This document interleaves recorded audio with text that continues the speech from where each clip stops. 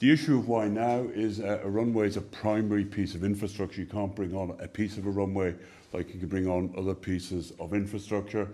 And we're essentially full for a number of key times during the day. We're about 87% capacity in total between 5 in the morning and midnight next summer in 17. And we're going to be absolutely full for departures in some key hours and arrival in other hours. So I think that's the reason it's so important and why we've actually got to move now and as quickly as possible. Dublin Airport and the runway system we have and the infrastructure we have is a great example of really, truly strategic long-term planning in this country. It was opened originally in 1940. If you look back at the maps at that time, you can see the runway and the airside maps show pretty much what we have today. In the late 1960s, and in fact in my office I have a map on the wall from 1968 which shows the runways we have today and sketched onto it where the new Northern Parallel runway will be. At that time, my predecessors took active steps to actually procure land, assemble a land bank, and the planners both in North County Dublin, Fingal's predecessors, and nationally put in place a set of planning guidelines and a framework to preserve the area around North County Dublin, even to the point of putting the southern runway in place first of the extensions in 1989, which essentially put a firewall with the city and putting in place sort of the green areas either side, west and east of the airport. I think that's been a huge success factor and one of the reasons that we've been able to develop and are able to continue developing so quickly. I think it's interesting if you look at Heathrow, for example, where they're going to have to knock villages, they're going to have to knock suburbs to build the runway. Our new runway will all be built on our own land bank. If you look at the relative impact in terms of on the population, the number of houses impacted by, say, a key daytime metric, in Heathrow there are 46,000 odd houses impacted, in Dublin Airport 250. I suppose the unfortunate corollary of that is that for people living locally, they say we live in a wonderful green zone so near the city, and they do, but that green zone so near the city has been put in place and kept that way, waiting for the development of Dublin Airport to be able to provide the economy with the infrastructure it needs.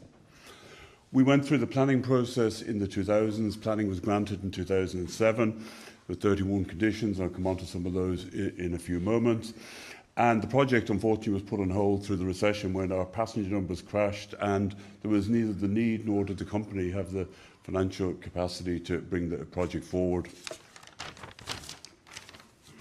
I suppose looking across at what we're doing and how we're doing it, it's going to be a 3.1 kilometre runway. It's about a mile north of the existing runway. It's longer than the existing runway because we've got to make sure that Ireland is able to connect further to the rest of the world, particularly important if you think of what's happening, not just Brexit, but if you think of in America and the way that a lot of parts of the world are becoming more independent and isolated. We've designed it to make sure it reflects and is able to support the needs of our customers. And if you look at our customers and their business model, there are three key needs. We've got short-haul customers, and we have around 74 planes that are based in Dublin Airport. We benefit from Ryanair, Aer Lingus Regional, Norwegian and CityJet having base planes in the main. And the key thing in the short-haul business is you're able to get up first thing in the morning, get your plane out, get plenty of turns during the day and get home at night. Secondly, on the long haul, we are a small piece of a global system. We've been very successful not just in building business to North America, but also building business from the Middle East. And what's critically important is that we're able to fit into the flight patterns coming from those parts of the world where essentially flights arrive in the main early in the morning through to late morning and leave late morning to mid-afternoon to be able to connect with connecting waves elsewhere, be that in the Middle East or in North America. And then thirdly, on the transfer side, we've been building Dublin not just as a gateway and one of the largest points of embarkation to North America, but very much as a connection point to parts of Europe and into the UK. And 1 in 5 of our passengers last year were actually not coming to or from Dublin, but to somewhere else. And that's really important for our business and making it more resilient to be able to cope with downturns in the Irish economy. Also make sure that our long-haul route network, if you think 1 in 5 of those passengers are going somewhere else, it means there's a stronger chance of Dublin having a long-haul route and our airline customers having better economics. Cost of the runway is anticipated to be around 320 million. That compares with a cost, say for example in Heathrow, of around 8 billion, and is extraordinary value for money if you look at what we get and what they'll get, which is on the runway side. There's lots of other different pieces of the equation, but like for like, we're massively cheaper